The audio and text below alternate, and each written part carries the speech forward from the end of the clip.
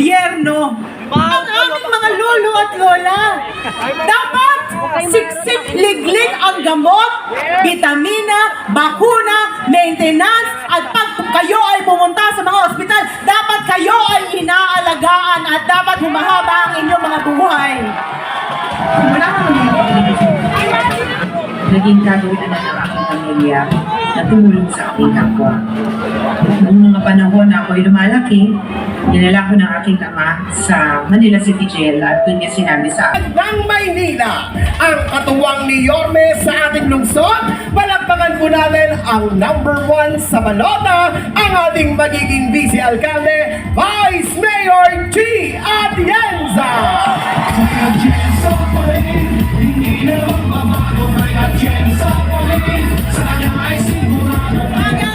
Magandang gabi, distrito ko na mahal ko ang aking bahay, ang aking pamilya. Kamusta po kayong lahat? Mahal ko po kayo.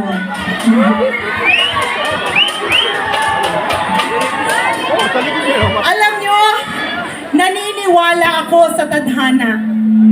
Naniniwala rin ako na pag ibigay natin ang buhay natin sa Panginoon, siya ang gagawa ng paraan para tayo ay handa sa pagpunta natin sa ating misyon sa buhay.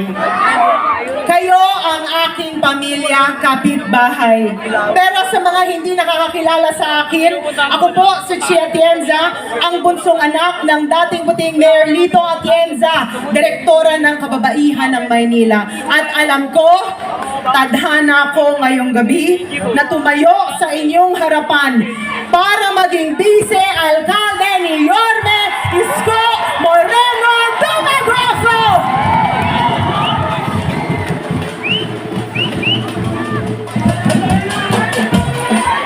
Pero sa totoo lang, nung bata ako, ang pangarap ko ay maging isang misyonaryo.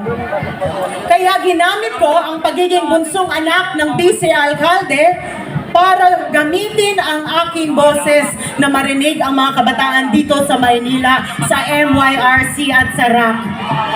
At nung ang aking ama ay naging alkalde ng Maynila, ako po ay nakapagtapos ng political science major in governance. Ngunit imbis na pumasok sa mundo ng politika, ako po ay tumulong diretso sa tao. Pumunta pa nga ako sa Bilibid para mag-medical mission doon at sumali sa iba't ibang mga church organizations. Dahil para sa akin, naniniwala ako na meron akong mission dito sa mundo.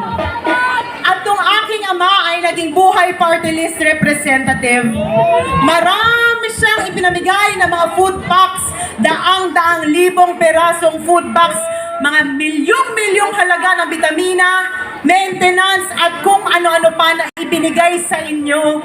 Galing po yun sa akin. Ngunit kahit kailan, hindi niyo po nakita ang aking mukha. Dahil masaya na po ako na pag ako tumingin sa itaas, alam ko na nagawa ko ang mission ko dito sa mundo at masaya ang Panginoon sa akin. Ngunit, nung ako po ay naging isang broadcast journalist kagaya ng aking kapatid na si Kuya Kim, kilala niyo yun, di po ba? Ginawa niyong konsehal yan dito dati ng 3 termino, tama po ba? Tayo lang naman. Komportable ako sa inyo dahil bahay ko kayo. Sinong mas pogi? Si Kuya Kim o si Ali? Parang wala ako narinig ni isang tao nagsabing, Kuya Kim, yari tayo mamayang gabi. Pero, nung ako nga po ay naging isang broadcast journalist, nainikot ko ang ating bansa para kunin ang kwento ng ating mga kababayan na napag-iwanan sa laylayan ng lipunan for 7 years. Doon ko po nakita, narinig ang mga sektor ng lipunan na para sa akin umiiyak dahil hindi sila napakikinggan ng gobyerno. At sa aking paglalakbay, meron akong isang nakilala. Ang pangalan niya ay Nanay Emelita. Si Nanay Emelita ay isang senior citizen. Sabi niya, malapit na raw siyang mamaalam sa mundo dahil meron siyang isang malubhang sakit. Pinadala po ako doon ng aking programa para kunin ang kanyang kwento at para marinig siya ng gobyerno. At At sinabi niya sa akin, buong buhay daw niya, walang nagpakita ng kabutihan sa kanya. At dahil doon, ako daw po ang kanyang anghel. Natakot ako. Dahil inisip ko, may multo sa likuran ko. Ang sabi niya, ako raw ang anghel ng buhay niya. Ang kwento niya sa akin, siya daw ay nabuhay na tila parang isang daga. Natulog sa isang maliit na lalagyan na puro mga daga at basura lamang ang nasa likuran niya habang siya ay natutulog. At nalaman ko, nung ako'y nagdesisyon na tumakbo bilang vice-alcalde ni Yorme, na maalam na si Nanay Emelita. Ang akala niya, ako ang kanyang naging anghel. Ngunit ang hindi niya alam, siya ang nagbukas ng puso ko para tumayo dito sa inyong harapan para ipaglaban na wala ng Nanay Emelita na dadaan dito sa ating lungsod. Dahil para sa akin, kung gumagana ang gobyerno, ang aming mga lolo at lola, dapat siksik liglig ang gamot, bitamina, bakuna, maintenance, at pag kayo ay pumunta sa mga ospital, dapat kayo ay inaalagaan at dapat humahaba ang inyong mga buhay.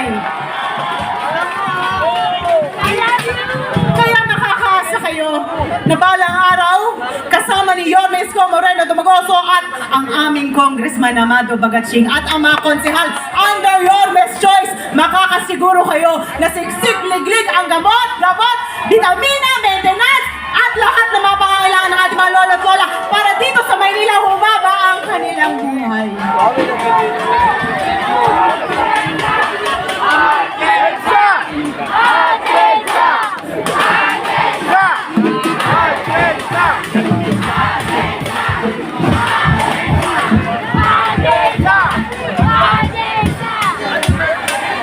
At alam niyo, sa totoo lang, marami sa nagbukas sa aking puso. Nakita ko nung ako mismo umikot dito sa 5 distrito.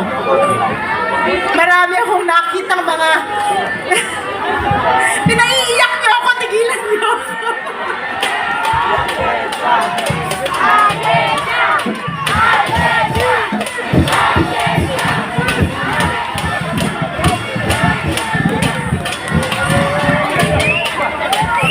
Tumatayo rin ako sa inyong harapan dahil dito sa 5 distrito, meron akong mga nakilala na mga magulang, lalo't lalo na mga solo parents, nakarag-karag ang kanyang anak sa isang wheelchair.